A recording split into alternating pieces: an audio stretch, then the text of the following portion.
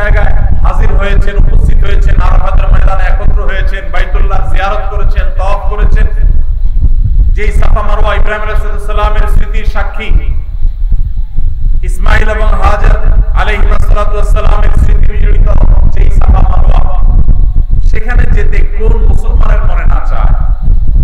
অথচ আমাদের অনেকেরই তৌফিক হয় নাই। আল্লাহ রাব্বুল আলামিন আমাদেরকে বাইতুল্লাহ জীবনে বারবার যাওয়ার তৌফিক নসিব করুন, আমিন।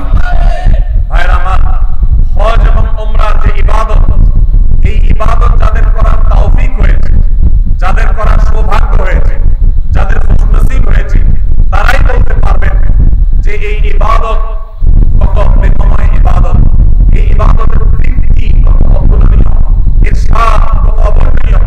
এটা যারা বারবার বাইতুল্লাহ যাওয়ার তৌফিক পেয়েছেন তারাই বলতে পারবেন। ভাইরা আমার, পৃথিবীর কোন দর্শনীয় স্থান, পৃথিবীর কোন দেখার মতো জায়গা একবারের বেশি দ্বিতীয়বার মানুষের দেখতে যেতে আর ইচ্ছা করে না, ওই জায়গা টানে না। আমি পৃথিবীর বিভিন্ন দর্শনীয় স্থান, বিভিন্ন প্রোগ্রামকে কেন্দ্র করে দেখার সুযোগ হয়েছে। ভারতের তাজমহল, বিভিন্ন পৃথিবীর বিভিন্ন দেশের বিভিন্ন জায়গা দেখার সুযোগ আল্লাহ তাআলা দিয়েছে। সেই জায়গাগুলোতে যেটা একবার দেখা হয়েছে, দ্বিতীয়বার যদি আমাকে কেউ যেতে বলে এবং তার নিজের খরচে যদি নিয়ে যেতে বলে, তারপর আমার মনে হয় আমি আকর্ষণ বোধ করবো, কারণ একবার দেখা হয়ে গেছে, এটা কিন্তু দেখার কিছু নেই। হ্যাঁ, কিছু প্রাকৃতিক পরিবেশ আছে, সেগুলো অবশ্য মানুষ বারবার দেখতে চায় অনেক সময়, তারপরও অনেক বেশিবার যেতে মানুষের ইচ্ছা করে না। একমাত্র মক্কা এবং মদিনা, মসজিদুল হারামাইন এবং মিনা, মুজদালিফা, আরাফাতে আল্লাহর যে শায়ের আছে, সাফা মারওয়া আছে, এই জায়গাগুলোতে উপস্থিত হওয়ার যে আকুতি, উপস্থিত হওয়ার যে তৃপ্তি, এখানে হাজির হওয়ার যে স্বাদ, এটা যে একবার লাভ করে তার বারবার সে স্বাদ পেতে ইচ্ছা করে, বারবার তার যেতে ইচ্ছা করে। যারা একবার গিয়েছেন হাজী সাহেবরা, তারা বলতে পারবেন যে আরাফাতের ময়দানে উপস্থিতির সেই স্মৃতি সারা জীবন মনে থাকে। অনেক স্মৃতি মানুষ ভুলে যায়, কিন্তু হজের স্মৃতি, উমরার স্মৃতি, এগুলো মানুষ কখনো ভুলতে পারে না। তো এই হজ উমরা যাদের করার তৌফিক হয় না, আমাদের করার ইচ্ছা আছে না নাই? আল্লাহ তাআলা আমাদের সবাইকে হজ এবং উমরা আদায় করার তৌফিক দান করুন। ইসলামের এই স্তম্ভটিকে কোন কোন হাদিসে 4 নম্বরে, কোন কোন হাদিসে 5 নম্বরে রাখা হয়েছে। ইসলামের স্তম্ভ কয়টা ভাই? 5টা। একটা ঘর যদি 5টা খুঁটি বা পিলারের উপরে দাঁড়ায় থাকে, ইসলাম নামক এই আয়োজনটা দাঁড়িয়ে আছে 5টা খুঁটির উপরে। সেই 5টা খুঁটির মধ্যে 4 বা 5 নম্বরের খুঁটি হলো হজ। কোন কোন হাদিসে 4 নম্বরে, কোন কোন হাদিসে 5 নম্বরে রাখা হয়েছে। কেন এটাকে এত পরে রাখা হয়েছে? অনেক উলামা একরাম বলেছেন, এর মানে হলো যে ঈমান আনার পর সালাত আদায় করার মাধ্যমে, নামাজ পড়ার মাধ্যমে বান্দার সাথে আল্লাহর নৈকট্য অর্জন হয়। বান্দা আল্লাহর নিকটে যেতে পারে সালাতের মাধ্যমে। আকরাবু মা ইয়াকুনুল আবদু মির রাব্বিহি ওয়া হুয়া সাজিদ, সিজদা বান্দা আল্লাহর সবচেয়ে কাছে যেতে পারে। সিয়াম পালনের মাধ্যমে আল্লাহর মহব্বতে, পিপাসার্থ থেকে, ক্ষুধার্ত থেকে আল্লাহর ভালোবাসা জাহির করার সুযোগ লাভ করে বান্দা। যাকাত আদায়ের মাধ্যমে বান্দা তার সবচেয়ে প্রিয় বস্তু, টাকা পয়সা, ধন দৌলত আল্লাহর রাহে দান করার মাধ্যমে আল্লাহর ভালোবাসার প্রমাণ দেয়। এরপর আল্লাহর ভালোবাসা যখন চূড়ান্ত পর্যায়ে বান্দা অনুভব করে, তখন আল্লাহকে দর্শন করার, আল্লাহর দিদার লাভ করার, আল্লাহর সাক্ষাৎ লাভ করার আকুতি বান্দার মধ্যে জাগ্রত হয়। কিন্তু সেই সুযোগ তো দুনিয়াতে হবে না, সেটা জান্নাতে হবে, আখিরাতে হবে। হাদিসে ওয়াদা করা আছে আল্লাহ রাব্বুল আলামিন দুনিয়াতে, সেই জন্য আল্লাহ তাআলাকে না দেখার সুযোগ না থাকলেও আল্লাহর যে নিদর্শনগুলো আছে, আল্লাহর কুদরতের যে সাক্ষীগুলো আছে, অলৌকিক যে স্থানগুলো আছে, যে স্থানগুলো আল্লাহ রাব্বুল আলামিনের বিশেষ বিশেষ কুদরতের নিদর্শন, যেগুলোতে উপস্থিত হওয়া, যেগুলোতে যাওয়া, সেখানে হাজির হওয়া, এর মধ্যে আল্লাহ রাব্বুল আলামিনের প্রতি বান্দার যে ভালোবাসা, এই ভালোবাসার এক প্রকাশের সুযোগ হয়ে থাকে। সেজন্য আল্লাহ তাআলা হজের এই স্তম্ভটাকে রেখেছেন সবগুলোর শেষে, যে সবগুলো করার পর যখন বান্দা অনেক বেশি আল্লাহর দিদার লাভের জন্য আকুতি অনুভব করবে, তখন সে হজে চলে যাবে। সে আল্লাহকে দেখতে পাবে না, কিন্তু আল্লাহর ঘরের তওয়াফ করবে। সে আল্লাহকে দেখতে পাবে না, কিন্তু আল্লাহর শায়েরগুলো, আল্লাহর নিদর্শনগুলো অবলোকন করবে। এর মাধ্যমে তার ঈমান তরতাজা হবে। ভাইরা আমার, এই জন্য হজ এবং উমরা এবং হজ উমরার যে জায়গাগুলো, বিশেষ করে হারামাইন, মসজিদে হারামাইন এবং আল্লাহর যে কুদরতের নিদর্শনগুলো আছে, সাফা মারওয়া, ইন্নাস সাফা ওয়াল মারওয়াতা মিন শাআইরিল্লাহ, আল্লাহর নিদর্শনগুলোর মধ্যে থেকে একটা সাফা মারওয়া অন্য হাজার লক্ষ পাহাড়ের মতো নয়, এটি ভিন্নতর, এর আলাদা বৈশিষ্ট্য আছে। এই সাফা পাহাড় মধ্যবর্তী জায়গা থেকে জমজমের কূপ, সেই জমজমের কূপ থেকে লক্ষ লক্ষ মানুষ অনবরত পানি পান করছে। মক্কাতে, মদিনাতে, গোটা পৃথিবীর প্রান্তে প্রান্তরে নিয়ে যাচ্ছে। ছোট একটা কুয়া থেকে পানি শেষ হচ্ছে না, এবং সে স্বাদ পৃথিবীর কোন পানির সাথে কোনো তুলনাযোগ্য নয়। যারা পান করেছেন তারা জানেন, তাদের মুখস্থ হয়ে গেছে, জমজমের পানি মুখে দিলেই টের পাওয়া যায় এটা জমজমের পানি। অনেক অলৌকিকত্বের সাক্ষী যে মক্কা মদিনা, সে মক্কা মদিনায় হাজির হওয়ার মাধ্যমে বান্দা ওই যে ইসলামের অন্যান্য রকমগুলো পালন করার পর যে আকুতি হয়, সে আকুতি, সে তার আগ্রহ, সে তার আবেগ কিছুটা হলো মেটাবার সুযোগ লাভ করে হজ এবং উমরার মাধ্যমে। আল্লাহ তাআলা সে হজ উমরা আমাদেরকে জীবনে বারবার করার তৌফিক দান করুন। আমাদের দেশ সহ গোটা পৃথিবীর বিভিন্ন প্রান্ত থেকে যে সমস্ত আল্লাহর বান্দারা আল্লাহর ঘরে হাজিরা দিয়েছেন হজের জন্য, আল্লাহ রাব্বুল আলামিন তাদের সবাইকে মাবরুর হজ করে নিজ নিজ জায়গায়, নিজ নিজ পরিবারের কাছে নিরাপদে ফিরে যাওয়ার তৌফিক দান করুন। ভাইরা আমার, আমাদের জীবনে যাদের হজের আকুতি আছে, আমরা ইনশাআল্লাহ এখন থেকে হজের জন্য চেষ্টা শুরু করব। মনে রাখবেন, হজ করার জন্য আর্থিক সঙ্গতি অবশ্যই প্রয়োজন, কিন্তু তার চাইতে বেশি প্রয়োজন হলো মনের আকুতি, মনের ব্যথা। কত মানুষ আছে তাদের অনেক টাকা আছে কিন্তু তারা হজ করার তৌফিক হয় নাই, আবার অনেক মানুষ আছে তাদের অনেক টাকা নাই কিন্তু হজের তৌফিক হয়েছে। আছে না নাই? বহু মানুষ আছে। এজন্য যারা এখনো হজ করতে পারি নাই, তারা আল্লাহর কাছে প্রতিনিয়ত মনের গভীর থেকে দোয়া করবো, আল্লাহ মৃত্যুর আগে একবার হলেও তোমার বাইতুল্লাহ এই দুই চোখকে সরাসরি দেখবার, তোমার বাইতুল্লাহর তওয়াফ করার, হাজিরা দেওয়ার সুযোগ লাভ দান করিও। দোয়া করবো তো ইনশাআল্লাহ। ইব্রাহিম আলাইহিস সালামকে আল্লাহ নির্দেশ করেছেন, ওয়াযিন ফিন নাসি বিল হজ, আপনি হজের ঘোষণা দেন মানুষকে, ইয়াতুকা রিজালান ওয়া আলা কুল্লি দামিরিন ইয়াতিনা মিন কুল্লি ফাজ্জিন আমিক, পৃথিবীর বিভিন্ন প্রান্ত থেকে মানুষ দলে দলে আসবে হজ করবার জন্য। ভাইরা আমার, সেই ঘোষণার জবাবে আমরা এখন বলি লাব্বাইক। উনি তখন রোল কল করেছেন, সেই রোল কলের জবাবে আমরা এখন বলি ইয়েস প্রেজেন্ট, আমরা এখন বলি লাব্বাইক।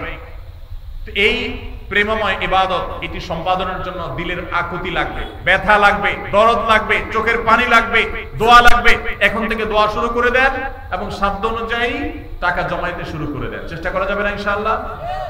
আল্লাহ তাআলা আমাদের সবাইকে তৌফিক দান করুন। যতদিন পর্যন্ত আমরা হজ করতে পারছি না, ততদিন পর্যন্ত আমরা কিছু আমলের মাধ্যমে হজ এবং উমরার সওয়াব লাভ করতে পারি। হজ করার যে আসল মর্যাদা, প্রকৃত মর্যাদা, সেটা তো হজ করার মাধ্যমেই শুধু লাভ হবে। কিন্তু আমরা আজ এমন 5টি আমলের কথা জানবো, যেই 5টি আমল আমরা আমাদের নিজ জায়গায় বসে যদি করি, আল্লাহ রাব্বুল আলামিন এই আমলগুলোর বিনিময়ে হজ করে যে পরিমাণ সওয়াব আমি পেতাম, আমার অ্যাকাউন্টে, আমার আমলনামাতে ওই পরিমাণ সওয়াব আল্লাহ তাআলা লিখে দিবেন। তাহলে যারা হজ করতে পারছি না, তারা হজ করার জন্য তো চেষ্টা করবই, তার পাশাপাশি এই আমলগুলো যদি করি, আমরা আশা করব আল্লাহর কাছে যে আল্লাহ তাআলা হাজী সাহেবদের হজের মাধ্যমে যে সওয়াব লাভ করেন, আল্লাহ তাআলা আমাকেও মাহরুম করবেন না, আমাকেও তাদের মতো সওয়াব দান করবেন। এরকম 5টি আমলের ভিতরে সর্বপ্রথম যে আমলের কথা বলবো সেটা হলো 5 ওয়াক্ত নামাজের পরে তাসবিহ পাঠ করা। সহিহ ইবনে হিব্বানের হাদিস বর্ণিত হয়েছে, নবী করিম সাল্লাল্লাহু আলাইহি সাল্লামের কাছে এসে একবার দরিদ্র সাহাবীরা, গরীব এবং অভাবী সাহাবীরা অনুযোগ করলেন এবং তারা অনুযোগ করে বললেন, হে আল্লাহর রাসূল, ধনী সাহাবীরা তারা 5 ওয়াক্ত নামাজ পড়ে, রমজানে রোজা রাখে, আবার পাশাপাশি তাদের আর্থিক সচ্ছলতার কারণে দান সাদাকা করে, হজ করে, উমরা করে, জিহাদে আল্লাহর পথে টাকা ব্যয় করে, তারা বিভিন্ন ভাবে যে আর্থিক ইবাদত করে, আমরা তো গরিব এবং অভাবী হওয়ার কারণে এই সওয়াবগুলো পাই না। তাহলে আমরা তো পিছিয়ে পড়তেছি, আমরা কিভাবে তাদেরকে ধরতে পারি? সাহাবীদের কম্পিটিশন ছিল আমলের কম্পিটিশন। তারা আমাদের মতো দুনিয়াদারিতার কম্পিটিশন করতেন না, তাদের প্রতিযোগিতা ছিল কে কত বেশি নেক আমল করে জান্নাতের দিকে অগ্রসর হবে। তো সাহাবীদের এই কথা শুনে প্রিয় নবী সাল্লাল্লাহু আলাইহি সাল্লাম তাদেরকে এই আমলটা শিক্ষা দিয়েছেন এবং বলেছেন, যে ব্যক্তি 5 ওয়াক্ত নামাজের পর 33 বার সুবহানাল্লাহ, 33 বার আলহামদুলিল্লাহ এবং 33 বার আল্লাহু আকবার পড়বে, আল্লাহ রাব্বুল আলামিন ওই ব্যক্তিকে, হজকারী ব্যক্তিরা হজ করে যে সওয়াব লাভ করেন, আল্লাহ তাআলা এই ব্যক্তিকে সেরকম সওয়াব দান করবেন। ধনী সাহাবীরা আর্থিক ইবাদত করে যে সওয়াব লাভ করেন, আল্লাহ তাআলা এই ৫ ওয়াক্ত নামাজের পরে এই তাসবিহ পাঠকারীদেরকে একই রকম সওয়াব দান করবেন। ভাইরা আমার, আবারও বলছি, এর মানে এই নয় যে হজ করার যে মর্যাদা আছে হুবহু সেই মর্যাদা সব দিক থেকে শতভাগ সেই রকমই আপনি আল্লাহ তাআলার কাছে মর্যাদা লাভ করবেন এই আমলের মাধ্যমে, ব্যাপারটা তা নয়। তবে হজ করে যে পরিমাণ সওয়াব পাবেন, বিনিময় পাবেন, আল্লাহ আপনাকে সেই পরিমাণ বিনিময় দান করবেন।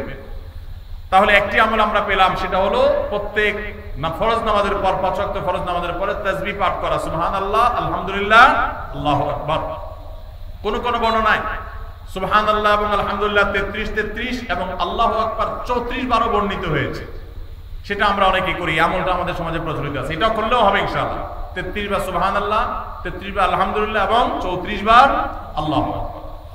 দ্বিতীয় আমল, যে আমল আমাদেরকে হজের সওয়াব এনে দিবে ইনশাআল্লাহ, উমরার সওয়াব এনে দিবে, সেটি হলো সকালে ফজরের নামাজ জামাতের সাথে পড়ার পর যদি কেউ বসে বসে আল্লাহর জিকিরে মাশগুল থাকে, ফজরের নামাজ জামাতের সাথে পড়লেন, মা বোনরা আপন জায়গায় পড়লেন, পড়ার পর জিকির আজকার করলেন বসে বসে, এরপর সূর্য উদয় হলো, সূর্য উদয়ের 15-20 মিনিট পর নিষিদ্ধ সময় পার হওয়ার পর যে ব্যক্তি দাঁড়িয়ে 2 রাকাত নামাজ পড়বে, এশাকের নামাজ, আল্লাহ রাব্বুল আলামিন ওই ব্যক্তিকে একটি পূর্ণাঙ্গ হজ এবং উমরার সওয়াব দান করবেন। তাহলে সকালে এশাকের নামাজ পড়ার মাধ্যমে হজের সওয়াব লাভ করা, এটা তো আমরা চেষ্টা করতে পারি, কি বলেন? আল্লাহ তাআলা আমাদেরকে তৌফিক দান করুন। 3 নম্বর যে আমলের মাধ্যমে আমরা হজের সওয়াব পেতে পারি, সেটা হলো দ্বীনি জ্ঞান অর্জন করার জন্য বা দ্বীন শেখাবার উদ্দেশ্যে যদি কেউ মসজিদে যায়, দুনিয়াবি উদ্দেশ্যে না, টাকার উদ্দেশ্যে না, আল্লাহর সন্তুষ্টি লাভের জন্য মসজিদে গেছে, উদ্দেশ্য মানুষকে দ্বীন শিখাবে, কোরআন শিখাবে, অথবা কোরআন নিজে শিখবে, এই কোরআনের জ্ঞান, হাদিসের জ্ঞান, ইসলামের জ্ঞান অর্জন করার জন্য যদি কেউ মসজিদে যায়, এই যাওয়ার কারণে আল্লাহ রাব্বুল আলামিন তাকে ইহরামকারী হজ আদায়কারী ব্যক্তির সমপরিমাণ সওয়াব দান করবেন। তাহলে 3টা আমল পেলাম। 3 নম্বর আমল হলো যে যদি কেউ মসজিদে জ্ঞান অর্জন করার জন্য যায়, কোরআন হাদিসের ইলম অর্জন করার জন্য যায়, তাবরানী শরীফে এই সম্পর্কে হাদিসে বর্ণিত হয়েছে, নবী সাল্লাল্লাহু আলাইহি ওয়াসাল্লাম বলেছেন, মান গাদা ইলাল মাসজিদি লা ইউরিদু ইল্লা আন ইয়াতাআল্লামাহু খায়রান ইল্লা আন ইয়াতাআল্লামা খায়রান আও ইউআল্লিমাহু। কোন ব্যক্তি যদি মসজিদে যায় কোরআন হাদিসের কোন জ্ঞান অর্জন করবার জন্য বা জ্ঞান দেওয়ার জন্য, শিক্ষকতা করবার জন্য, কানা লাহু কাআজরি হাজ্জিন তাম্মান হাজ্জাতুহু, তাহলে আল্লাহ তাআলা তাকে এমন একটা হজের সওয়াব দিবেন যে হজটা পরিপূর্ণ হজ, সুবহানাল্লাহ, অপূর্ণ না, পরিপূর্ণ হজের সওয়াব দান করবেন। তাহলে মসজিদে শুধুমাত্র বাচ্চারা মক্তবে যায় এটাই যথেষ্ট নয়, মসজিদে ওলামা ইকরাম, ইমাম সাহেবগণ বিভিন্ন বয়সের মানুষের জন্য বিভিন্ন ধরনের দ্বীন শিক্ষামূলক আয়োজন রাখবেন, আমরা সেগুলোতে শামিল হওয়ার জন্য যাব, এর মাধ্যমে হজের সওয়াব পাওয়া যাবে ইনশাআল্লাহ।